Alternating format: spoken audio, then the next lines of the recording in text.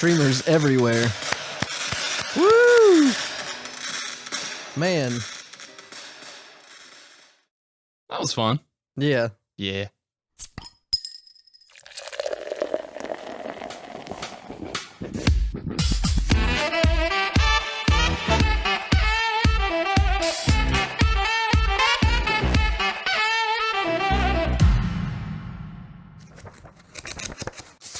All right. Higgins.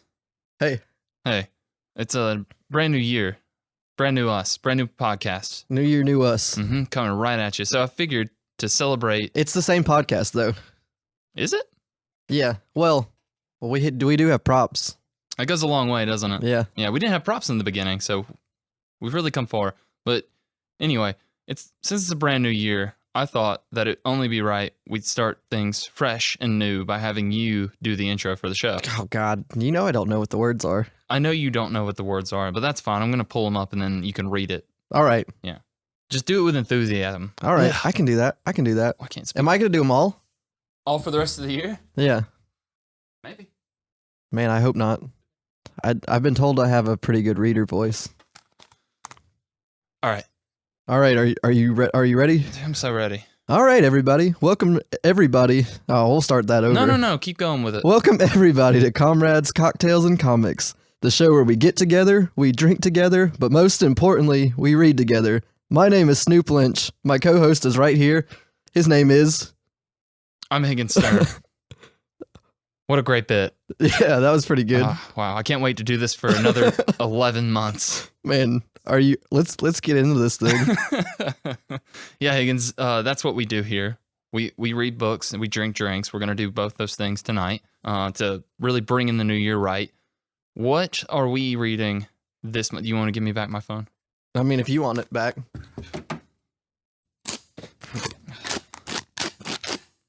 I'm real mad that those don't make sound. Oh, that reminds me. We got noisemakers. We have noisemakers. Didn't make much noise. We had some countdowns. That was pretty cool. But it's not a new year. Oh, do we have? So we celebrate it with New Year's hats. Do we got hats? We got hats. Man, I love how much visual stuff we put into our podcast. I bet everyone else loves it too. Here you go, Higgins. Luckily, we take a picture of ourselves. Oh man, it's okay. Go. I'm gonna go get it. He's gonna get it. I'm gonna put mine on. My brand new New Year's hat. It looked all right. It looks all right. Yeah. It's got a bunch of streamers on them. It's nice and tight on the chin. I can't wait to wear this for an hour. Yep. Good. The things we do for love. For the listeners. Oh wait, sorry. The podcast. Speaking of the podcast, Higgins, we're reading books. We've got hats on. What are we reading?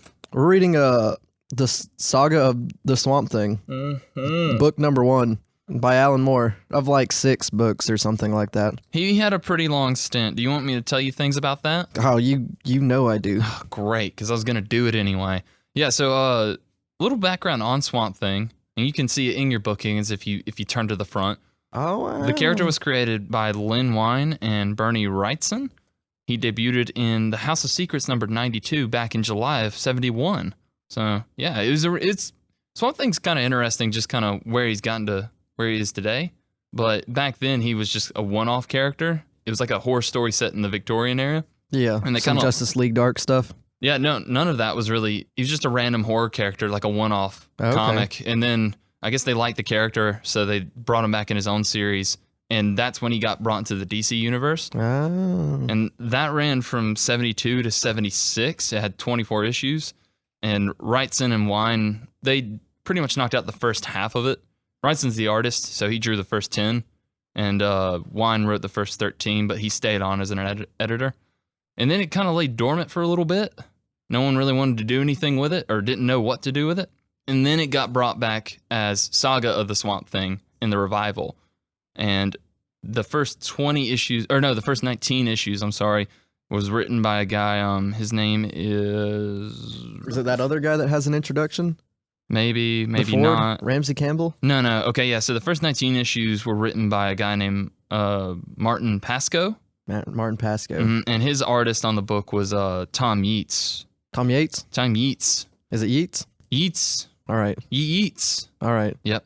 And so they gave it a go, and it was doing all right, but it wasn't really selling, I guess, getting the numbers that DC wanted it to, so they were about to cancel it. And they were like, let's get us this big guy here.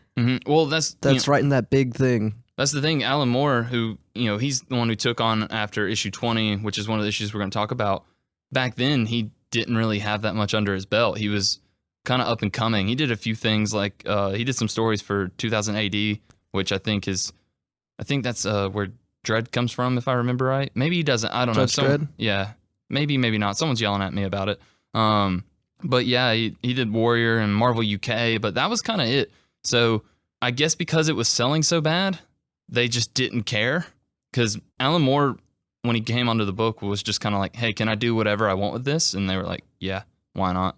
It's probably going to get canceled soon anyway.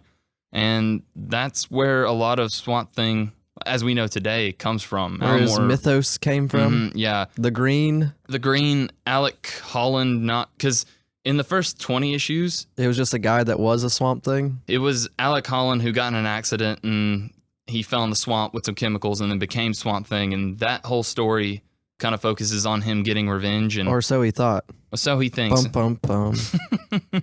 That's that horror element. Yeah, it's so spooky, Higgins. So yeah, and that lines up with the Wes Craven Swamp Thing that came out basically around the time that this second series started. There's not much more into it than that. It's just, what if a man but a swamp? And Alan Moore because he came in after Martin Pascoe, but Martin Pascoe hadn't finished his initial, his last arc.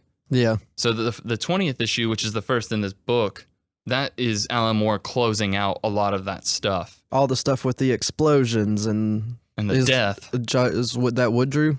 Does that include Woodrue?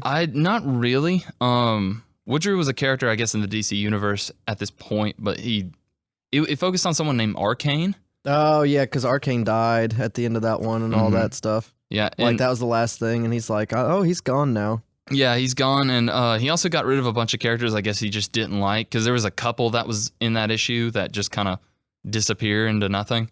And No, well, oh, yeah, because it's a new couple through the rest of the book, right? Yeah, I think... It ends up being Arcane's daughter and some other guy. Yeah. Not important. Yeah, he's pretty important sometimes, I think. Maybe he is, maybe he isn't. We haven't read all of it. We have 5 more volumes or books to read. Can't wait to get to those, because I like this enough. I enjoyed it. Yeah. It was a little confusing to just jump in at issue 20, and I had to go back and kind of read a little bit about the characters that were already in this. Besides, I knew a little bit about Swamp Thing and his origins. Like, I knew at one point Alec Holland was him, or he was connected to Alec Holland, but that was kind of it. I didn't know any of his supporting cast. And the woman you mentioned, I think her name's Abigail Arcane. Yeah. She plays a pretty big role in this whole run, if I remember reading that right. Yeah, she's kind of like in the entire thing. Yeah. She's his go-between between like the swamp and the human world, basically. And I did some Googling, and I think it's his lady love in future issues. That seems weird and complicated, but I'm all for it. Why not? Well, I think they get married. How's he going to support her? He just lives in a swamp. He can grow fruits with his mind, right? That's how that works.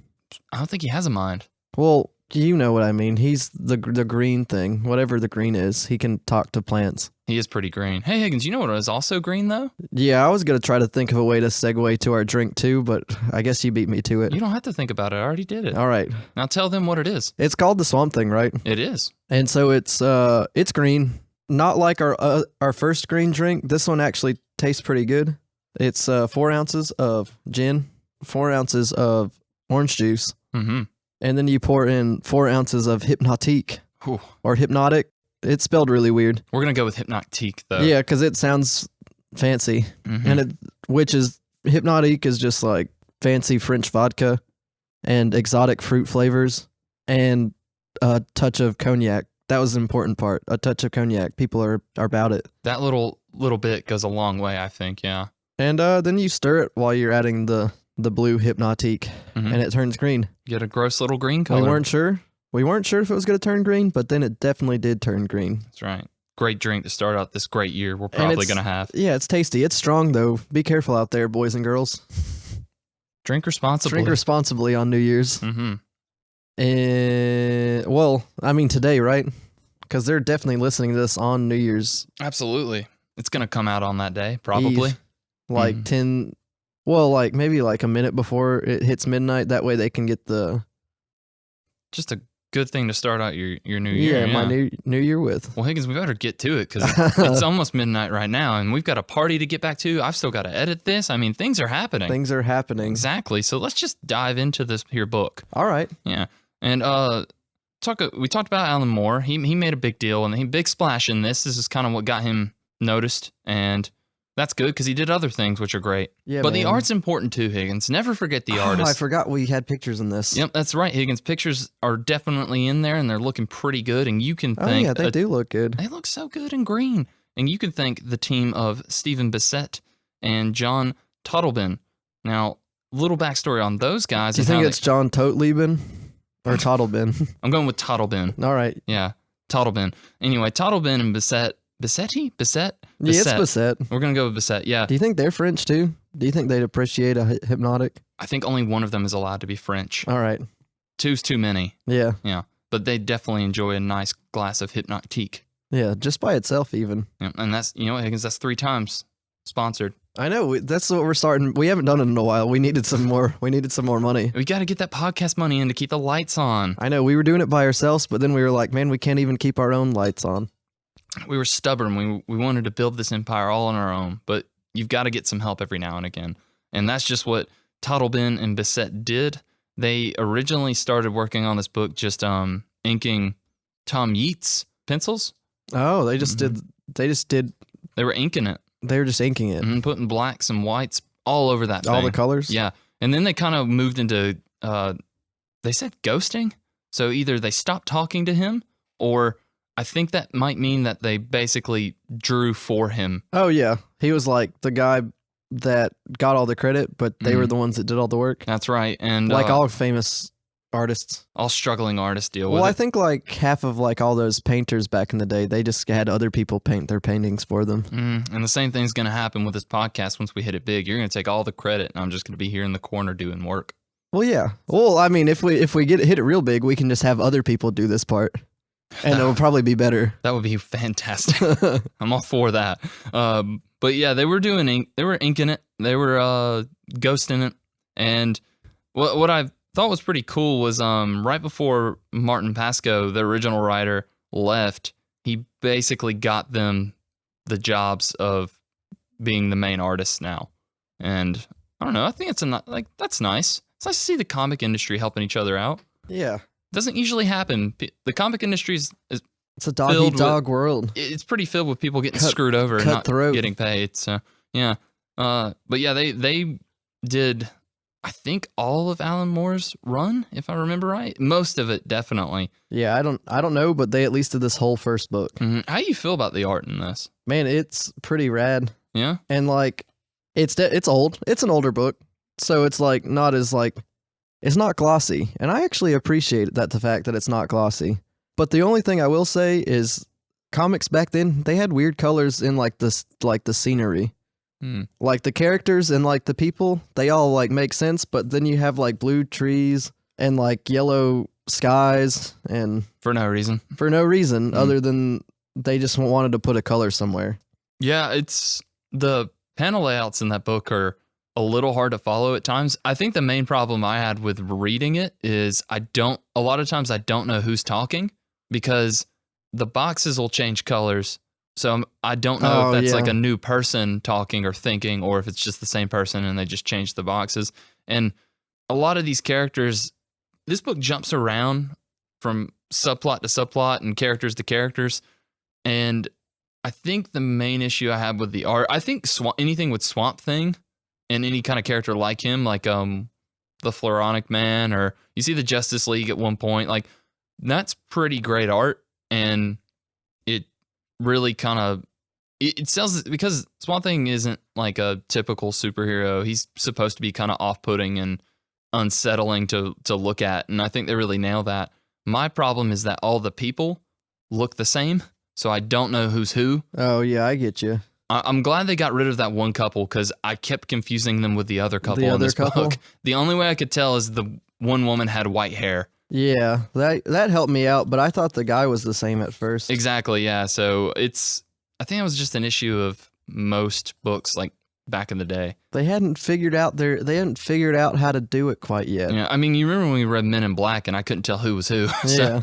it's basically the same issue. But once I started kind of getting a handle on what was happening, it laid itself out a lot better, and I kept up a lot easier. I'm dumb, so I need things just You put just right in front of me. Right in your face. Right smack dab And in you it. think with pictures that would help you out, but they duped you again. Yeah. But you talked about him getting like hopped into like right in the middle of like a fresh issue, Mhm. fresh storyline. It's pretty buck wild, that first issue that you read in there. He's getting chased by the army, he's getting chased by other stuff. Yeah. And he's just like, "Oh man, I'm pretty scared. This sucks. Yeah, this sucks. I'm stuck in the forest and there's a lot of light around me." And then there was a lot of stuff about the world being red. So poetic. Yeah. Yeah. Which he's pretty good about that. Yeah. There's a lot of philosophy in there. So many thoughts going through my head and his. Yeah, it's I haven't read a lot of Swamp Thing, and I know that this is kind of the definitive run, and jumping into it, like there's a lot of exposition, especially when you first start reading that issue, because it's just like, I killed this man, he's dead, and I'm like, I don't know who that is, but he's gone, and then they get He rid must of have been a bad guy. Yeah, I know that Alan Moore used this first issue to wrap up what was going on, but also get rid of anything he didn't want to use, at least at the time. That's why that couple just kind of disappears, because I guess he thought they weren't important in any way. And Which they weren't. They weren't even connected to the guy that just died. yeah, they weren't. That one guy was just real creepy because he just wanted to be with that one chick. Yeah. Yeah. And at first what was it? I thought the lady in the first couple was his wife, but then you find out that his wife got killed before he even got killed. Yeah, that's right. She was murdered. She got shot Yeah, and by a bad guy. there's a lot of bad guys in this, shooting bullets all around. They shoot him and I understand it's a scary monster, but he's a plant. They should have known better. But they thought he was a man in a plant. I guess that's so true. They thought they had a chance. Yeah, that first issue's fine. Like I said, it's just, a lot of it for me is just I don't know what's going on, and I'm having to kind of ride along with what I am being shown. I went back and looked into some of these characters that stick around. The main one that was really throwing me off was it was Abigail's husband. Oh yeah, because he's like tripping out and like has a lady holograph on his hand and stuff like that. Yeah, so apparently in those apparently in those prior issues, he was in the army and he maybe hunted down Swamp Thing without knowing who it was. Oh, okay. And then some stuff happened, and he was he was put through shock therapy. He got the PTSD. Yeah, well, not even that. He's just, the army, I guess, was pissed off at him, so they put him through this like weird shock therapy session, and because of that, those like hallucinations you see, they're actually real. Like he can just Oh. conjure them up. Okay. I don't think they can do anything. I don't think they could just like kill anyone or whatever. Or maybe they can. I don't know. But they're there for him at least. Well, other people can see them too. Okay. So whatever I don't really know what that plays into this. His character is probably one of the ones I'm most curious about by the end of this first book. And it looks like we'll see plenty more of him. Yeah, I like the dynamic between him and Abigail. Like, it's not a good dynamic. Yeah, because but- he's not a dad yet, but he'd probably fit into our shitty dad motif. I think he's in his own category now of just like, Shitty husband. yeah, shitty husband, you know? Because he's an alcoholic, and then he's like, you're doing things, and I'm at home He's being so drunk. needy. Well, I was wondering, why don't you just go do your own thing? Apparently, because of the whatever he was put through, he's unstable and can't work or Yeah. do anything. I was like, all right, fine. But he is also an alcoholic, so yeah, it's just not a good combination for her. And I'm glad that she has a weird swamp monster to hang out with. Yeah, in the swamp. Yeah, and After they figure out that he's not Alec Holland, he's just a swamp thing. which we haven't said that yet. No, it's kind of the point of this whole, it's kind of the whole point of Alan Moore's first few issues is this changes everything people knew prior to Swamp Thing. I think it would have really had a huge impact reading it back then when it was first coming out, because you were probably reading the other Swamp Thing issues and you're like, okay, I've got a handle on this guy, and then Alan Moore just completely flips it on his head. That's what I did back in Hold up. It's The 80s. 1972. Yeah. Good job, Higgins. Yeah. Wow. I didn't even have to look. How'd you remember all that? I don't know. Member berries. Don't you remember? You're really putting forth the effort this year. I can tell. But yeah, I knew a little bit about the green just because of what I've seen of Swamp Thing. Oh yeah, I know he controls all plants and can talk. He's kind of like Aquaman with fish, but like with plants. Yeah, well, he is a plant, and I think that's the biggest thing is it's handled really well in this. I think where the scientist Woodrue comes in and he figures out that Alec Holland isn't the Swamp Thing. Alec Holland died in that explosion. Yeah, because he keeps pulling out all these organs, and they're just fake. Yeah, they're fake. Like he has lungs and they don't work because they're made out of moss or whatever, and his heart is just it should all function, but obviously it doesn't because it's just vegetation. And he comes to the conclusion that he's like, these can't be real organs. Yeah, and so Alec Holland died, but before he died in that explosion, he fell into the swamp with a bunch of chemicals he was experimenting with, and that turned things into plants or something like that. So it mixed with the vegetation. Yeah. And it basically put the consciousness and memories of Alec Holland into the swamp. Exactly. So which is connected to everything, technically. Yeah, he's Mother Earth. He's a protector of the green, and that kind of, I think Alan Moore goes in more into what all that means later on in his run. But yeah, he basically exists to make sure no one's messing up the Earth. He's Captain Planet, but like a little scary. He'll murder you. And a little less tights. Captain Planet would probably murder you. I think so. I saw that Don Cheadle video. I forgot about that. That's good TV. We'll watch that after this. All right. Yeah. But yeah, it's a great issue because even though you find out he's not a person, it breaks him down mentally to the point where he's essentially in a coma.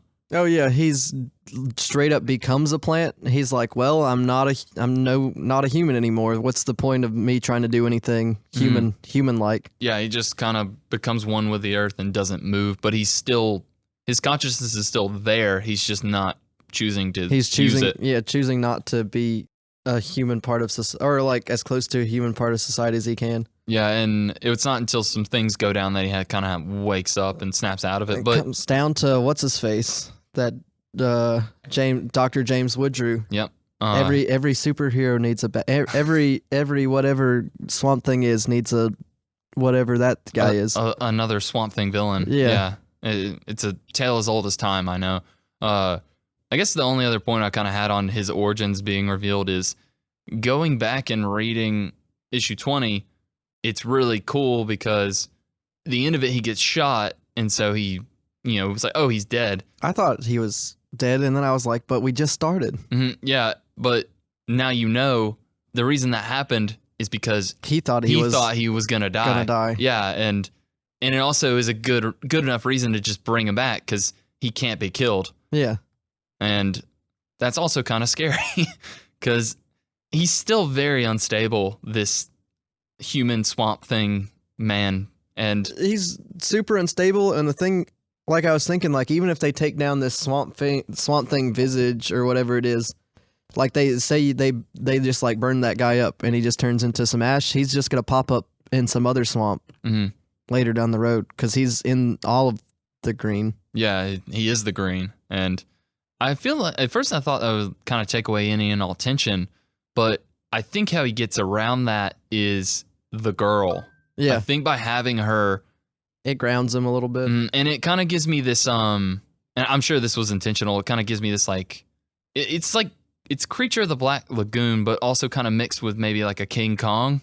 Yeah, it brings humanity to the beast or whatever. It gives him a reason to care about anything that's going on and someone else. Like he really only cares about the green. That's all he wants to do. He just wants to be left alone and hang out with some trees. But he's either going to show up to punish anyone who's getting in the way of that or protect someone that's connected to Alec Holland because he can't help himself because it's just that those memories are with him. Yeah. You can't pop that anymore. It's done. Some maraca. I'll give you another one so you can close this out with it. All right, cool. But yeah, I really liked that element of it, and I'm obviously other people did too because that's what made Swamp Thing what he is and kept him around for so long. And gets put into all those other things that we like. We like and love and know. Just What's that one that we read about like that makes a game? They made a game out of Injustice? Yeah, he comes into play pretty good in there. He's pretty good in that, isn't and he? then that Green Lantern one, Brightest Day. Yeah, that's right, yeah. He's like the most important part of that one. Yeah, well, apparently that's where he kind of comes back after being gone for a really long time. Oh, okay. So, yeah, you can't keep a good Swamp Thing down, and I'm Never. all about it, yeah. Maybe we'll read that one day. And Alan Moore, this isn't new to anyone who's read some of his work. He does have this tendency to take characters and just kind of completely revamp them in a way that everybody loves, except him. He hates all his work. Well, he's a really weird looking dude. Yeah, why don't you go tell him? Why don't you go tell him to his face in his weird cave that he hangs out in? I will. Mm-hmm. Get a crystal on the way out. I'll grab all of his crystals. He won't be able to do anything without those crystals. Damn it! I'll be the new Alan Moore. Speaking of, have you read any of the recent Justice League Dark run? No, I haven't seen any of it. So Swamp Thing's in that. They designed him to look like Alan Moore. It's pretty great. With like the beard and everything? He's got the beard and the hair and everything, Cool. Good stuff. Yeah, so that's all pretty great and important, obviously. And that's how he comes to be the Swamp Thing. Mm-hmm. And then like the rest of the book is him just fighting like bad guys, pretty much. I definitely like the first half of this a lot more. I'm not saying the other half is bad. The other half isn't bad, but like the villain fits Swamp Thing a lot better. Exactly. Because like there's like I don't know what it is about colors, but like there's the Dr. James Woodrue, the guy that figures out he's a plant and not a human. He's also a plant that puts fake skin over himself. He's researching He's researching Swamp Thing. He attaches probes to his head, and then he gets attached to the green because he's already at least a little bit of. He's a plant man. He's the floronic man. Yeah, which is like flowers. I think it's just like foliage. Yeah, something. He's plant dude. Mm-hmm. And then he gets connected to the green, and then he changes his name, and I hate it. Well, I was gonna say Plant Dude's actually a better villain name than what he gives himself. Oh my gosh, so his last name's Woodrue, and so his villain name is Woodrue.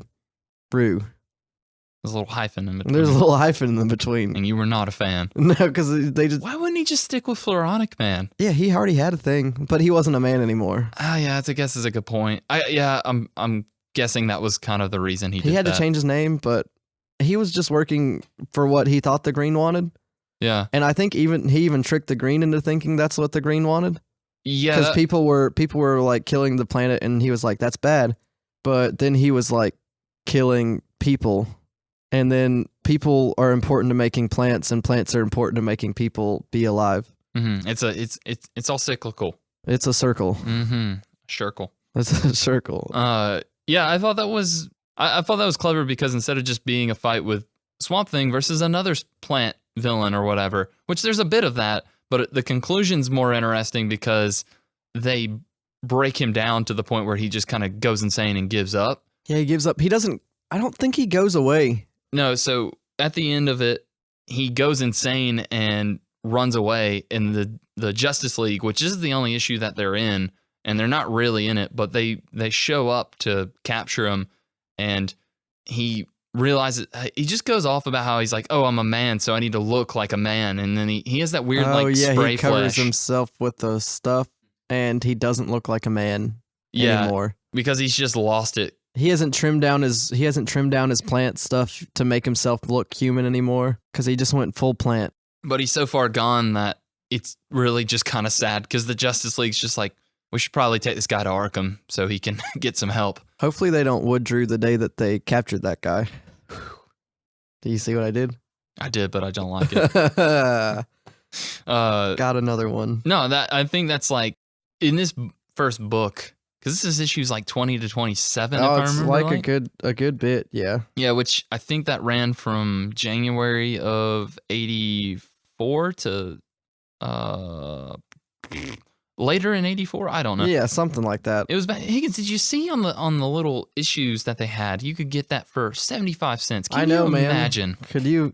I paid like $25 for this, and that's right. I paid. Listen to these pages, guys. It's a good feeling, isn't it? I guess it's all right. You did the intro this year. You're the one who bought the book. I mean, wow. I know. Wow. He read my book. Does that mean that you're going to edit this? No, I can't. I have no inkling on how to do that. 2 out of 3 is not bad, I guess. Yeah. So I don't have the ear. I think that this is the best that out of this book that it gets. I'm not saying that, like I said, the rest of it's not bad, and it does kind of develop more of the supporting characters. But as far as just good comic book, weird action and philosophies go, this is like the peak of it in this particular arc. Almost Doomsday-esque kind of villainry. Absolutely. And then we get scary monkey beast from beyond the grave, or beyond the hell, the dimensional plane, beyond the board. He came out of a Ouija board. Yeah, a Ouija board, because they spelled camera wrong, or at least that's what that little kid thinks. Yeah, I think that's literally just like him giving a reason for why the bad things happen. Well, because I think the Ouija board brought the thing about. Like, it was they're real. Ouija boards are real, even though they're made by like Parker Brown or something like that. Whatever, Hasbro. Yeah, something like that. Hasbro fucking up kids since 1984. Yeah, exactly. Do you want to, kind of go into, give us a little backstory into what that next arc's about with the kid? Okay, so what's her face? Abby Kane, she gets a job. We talked about husband was like, "Ma, you should stay at home," and then she was like, "Well, how are we gonna pay for this beautiful motel we live in right now if no one has a job?" Oh yeah, their house got blown up. Yeah. Forgot about that. Yeah, we forgot to talk about how no one made a big deal out of anything being blown up in that first issue. I was going to talk to you about that. Yeah, it's just a bunch of explosions going. One guy died, and they're just kind of like, I guess we'll just keep going. We should leave. Yeah, weird stuff. But let's just skip over it like they do. Yeah, might as well. It's not that important, is it? Yeah, so she got a job, which... helping, basically, it's just autistic kids, right? It's what people think autistics... No one knows what autism is. Well, like severe cases of autism. I know, but basically, like in this, it's just kind of a insane asylum for kids. Oh yeah, no, it's like that movie that we watched that one time, Short Term 12. That's a good movie. Basically the same thing. Yeah, but I mean, like even then, these aren't real children, and I guess it's just because I know what someone who has autism acts like, and yeah. It's really not any of this. They labeled him as autistic, but more than anything, I think it's just a psychological ward for kids. Like, they could have any number of like things wrong with them. Yeah, they just labeled it as one thing. It's just, it didn't sit well with me because there's one weird line where she's in the job interview with the woman, and she's like, "Hey, check out this kid," and he's the main kid of this arc. And he says weird stuff like, "Hey, if you don't spell this right, you'll get eaten," or something. And then he leaves, and the woman who's her boss is just kind of like, "Yeah, I remember my first autistic kid terrified me." I was like, "That's all right." But it's the 70s or the 80s. I don't know when this came out. Yeah, and you couldn't be offensive back then. Oh, no one cared. No. But other than that... And everybody was probably like, "Oh, yeah, like autism. Like, that's probably..." Those kids are freaks. Those kids are scary. Just, it doesn't sit well with me, but hey, different time, I guess. Yeah. But it's only really about that one kid who, he's not even autistic. I don't think. I think that he just... Oh, he just had like an actual demon come out and he's kind of freaked out. Yeah, and so they just went, "Oh, this kid has autism. Let's throw him in this group home." Yeah, people didn't know about mental illnesses and stuff back then. I guess not, but... maybe just do a little bit of research. Probably help. I know you didn't have the internet, but go to the library, read a book. I don't know. But he's the plot device, and it's fun. I like parts of this. I liked because it turns out that this kid's not lying. There is this weird demon that kind of comes around, and white monkey demon that plays off your fears and eats your fears. It's basically the It monster. Yeah. Yeah. And it's interesting. And it's creepy. It's a weird story with what we saw before, because the thing is, Etrigan is in this. And Jason Blood, which is they're the same. Etrigan's host, yeah. Yeah, he's the demon that rhymes and spits fire a lot, yeah.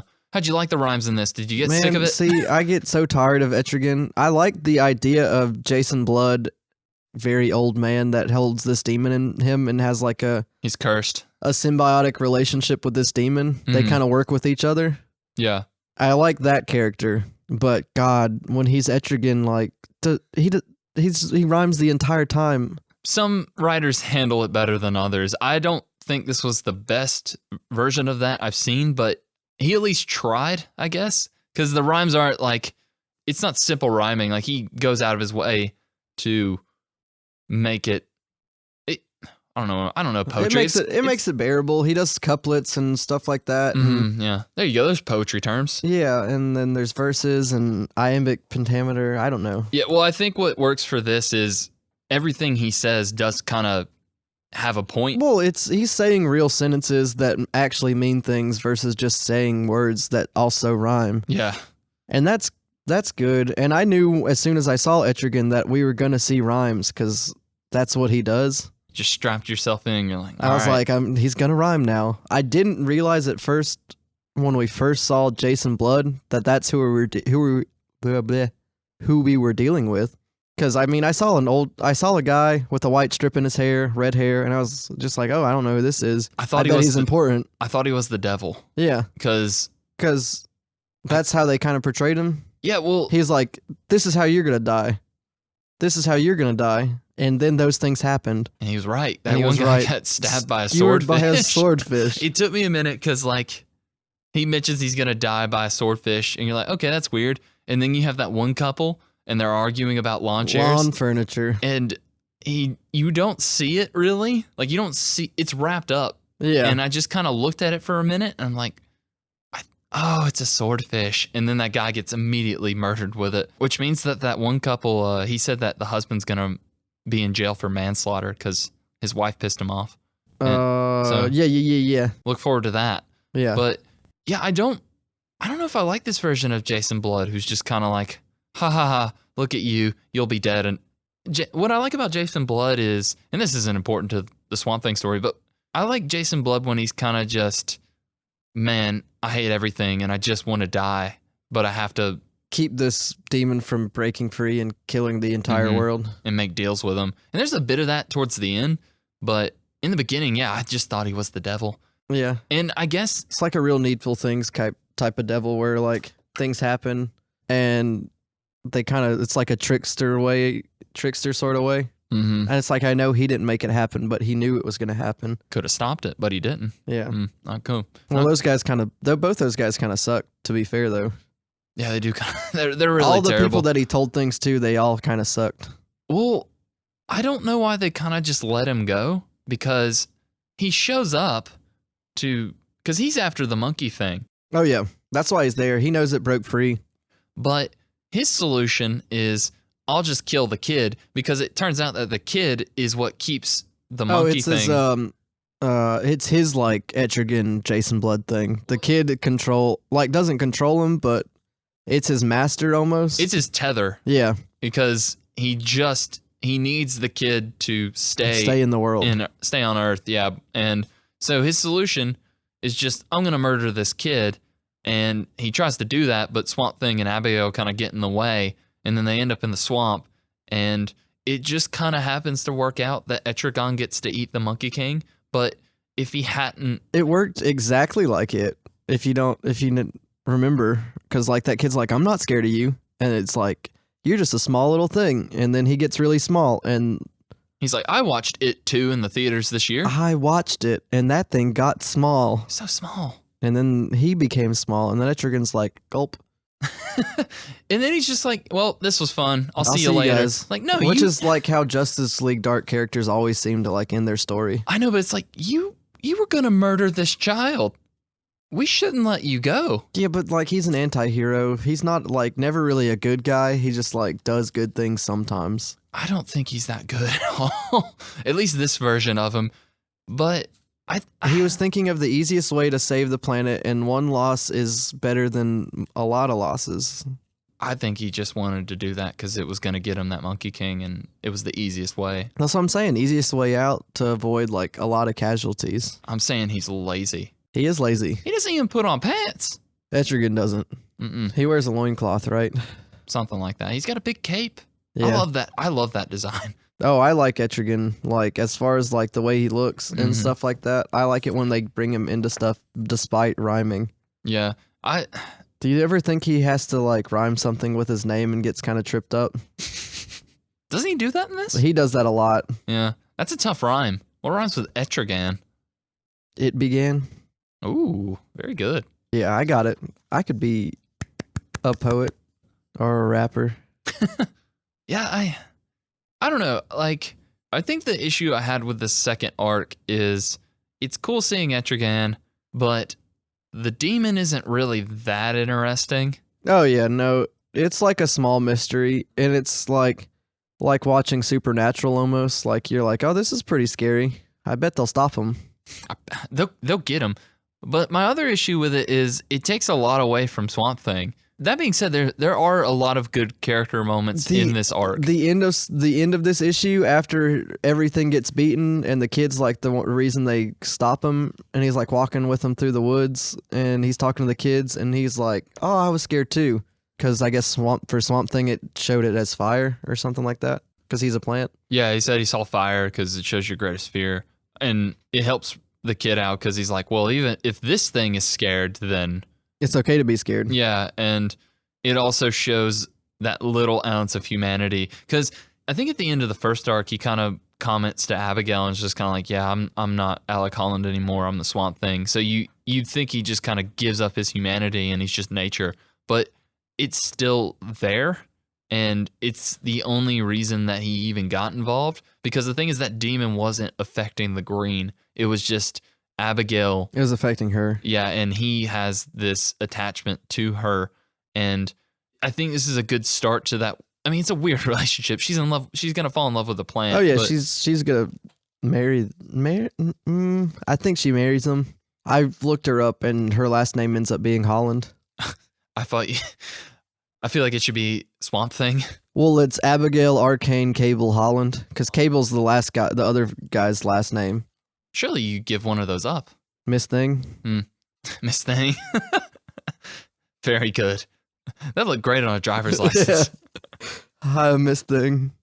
But it's kind of a sweet relationship because it does help him keep his humanity, which is good for everyone else in the world because they do need Swamp Thing. That's a really cool line that I think Superman says in that issue they're in, because it's like, we were looking after this and this, but who was looking after a random swamp in Louisiana? Yeah. Swamp Thing is really Swamp Thing's role in the DC universe is he is that character who protects the unprotected. Yeah. And it's handled well in this, and it's set up to go even further in, that long run that Alan Moore has. I'm excited to go back to this later on. I just want more stuff like the first arc. I think Swamp Thing, for me, is at his best when he is just by himself. Like, it's cool to see him interact with like a Superman or whatever every now and again. Yeah. But as far as actual character development, I think he's better off on his own, just doing his own thing. He's not part of the Justice League. No, which is pretty good. Because like you said, they were like sitting in their like tower in that one issue, and they were like, well, we can't go down there. We'll get blown up. Don't need that. We'll get blowed up. We're just Justice League. We'll get blowed up. That's pretty good words, right?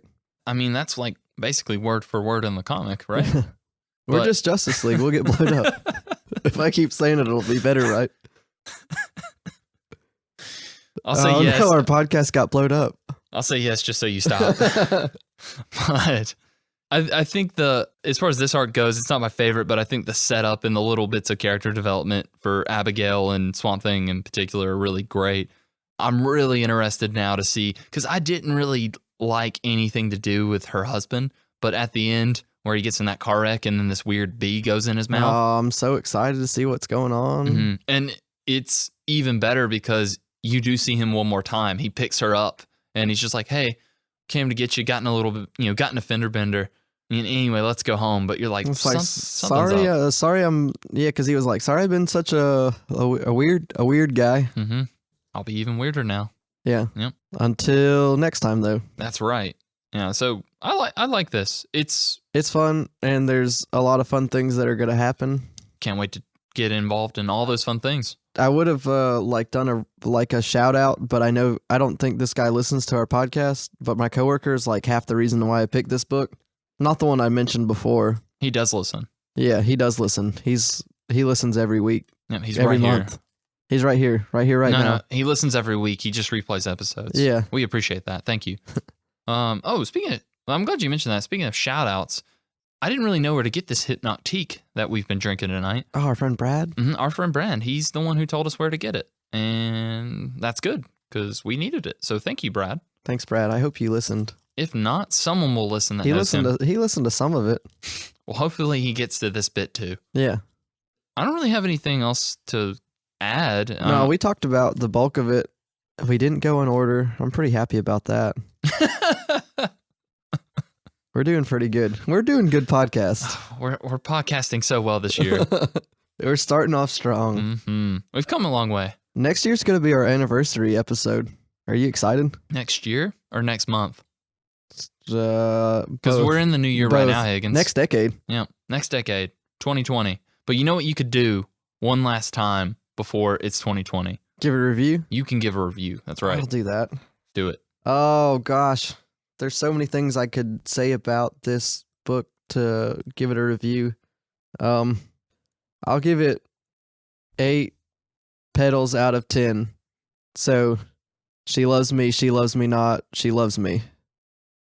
You know what I'm talking about? You pull them off? No, I get it. Yeah. I was just going to let you keep 8 going. 8 out of 10. That's pretty good. Well, I Higgins. only pulled off 2. You're saving those. Yeah. So, she loves me. Nice. Nice. Well, I love this probably just as much as she loves you. And so for that reason, I'm going to give it 2 explosions that no one cared about, 3 pieces of wood, and 1 great REVIEW review. All right. What? Wait. I think I spelled that right. Oh, I get what you did. You see what I'm doing? Yeah, I see what you did. He spells things. That one kid he's so autistic, isn't he? He's super autistic. Glad he's in that group home where he can't hurt any normal people. All right, but he's not even autistic. All right. He actually saw a demon. Let him out. He saw a demon. He went back into the swamp with the swamp thing. What are we reading next week? I'm so glad you asked. I mean, you asked earlier, but I'm so glad you asked on air. Yeah, me too. Mm-hmm. It's our year anniversary next month, Higgins. Our year anniversary. Our pod-iversary. That's right. So I've had Most people have 52 episodes by then, but we have 12. We really wanted to space it out, you know? Give those people the best we could. So yeah, for episode 12, our one big year, we're going to have a guest probably if he shows up. Oh, nice. Mm-hmm. We'll save that for the day. But he's the one who recommended this book we should read, and we're going to. Oh, I know what we're reading, right? Mm-hmm. Batman Year 1. Batman Year 1. Mm-hmm. 1 year. 1 year. 1 year of Batman, 1 year of podcast. 1 year of Batman. Apparently, this is the best year 1, right? Oh, you mean like just in DC's thing? Yeah. Yeah, as far as I know. I think this is before Frank Miller went crazy, I'm pretty sure. Because they have a lot of year 1s in the Batman universe. Yeah, they've read, I think I've read Green Lantern Year 1. It's pretty good. It was recent. Yeah. But that's not important because we're reading Batman Year 1. Batman Year 1. Mm-hmm. So by who? I think it was Frank Miller. All right. Now you've got me second guessing. Hold on.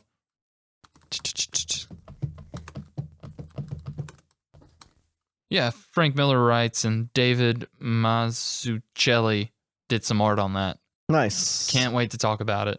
So if anyone wants to, they should join us next time. And if anyone wants to talk about what we just talked about, they can do that. Where can they find us, Snoop? Oh, they want to talk to us specifically? Yeah. Yeah, they can do that. You can find both of us on our Gmail, which is yourcomrades@gmail.com. Let us know what you thought of Swamp Thing. Let us know what you're going to think of Batman Year 1. Let us know anything, really. What are you up to? Yeah, we'll talk about it on the podcast. We don't have that much things to say. We need more things to talk about, don't we? Yeah. Tell us who you kissed for New Year's, if anybody. Oh, man, I hope we get so many of them. It's going to be so juicy. I know. And if you want to talk to Higgins separately and tell him what a great job I'm doing, you can. He's got Instagram, which is jstern93. Yeah. Mm-hmm. And he's also on Twitter at MikeHiggins93. You nailed it. Yes. And Snoop made it easy for you. He's on Instagram and Twitter at Snoop_Lynch. That's right. But to be honest, I don't get on the socials much of anymore, so the email's probably the best way to reach me. All right. Mm-hmm. That works. Good, because that was the only. I mean, that's what's happening. Do we have more things to say? I don't. Probably think not, so. right? Well, I gave Brad his shout out. Shouts outs again. We talked about the book. That's important. We talked about the drink. We finished our drink. Well, You finished. I'm your drink. about done with my drink. It's so green. It's green and it's honestly really strong, guys. It's just spiked fruit punch. It's yummy. It's all good. Yeah, I'm about it. Yeah, I don't think there's anything else. Join us again for that episode we'll do next time. Yeah, thanks for hanging out with us all year, guys. Oh, it's been so much fun, hasn't it? Yeah, I can't wait to see what we're gonna get into this next year, Higgins. probably more shenanigans. I can't wait for more intros from you. I'm gonna intro so hard. Next time you got to do it off the cuff though, All right, without my without my words. phone. All right, Can you do it? probably not. Good. All right. Well, as I always say at the end of every episode we do, cheers, guys. And Higgins will say, Well, now I ended the year with a bang. bye.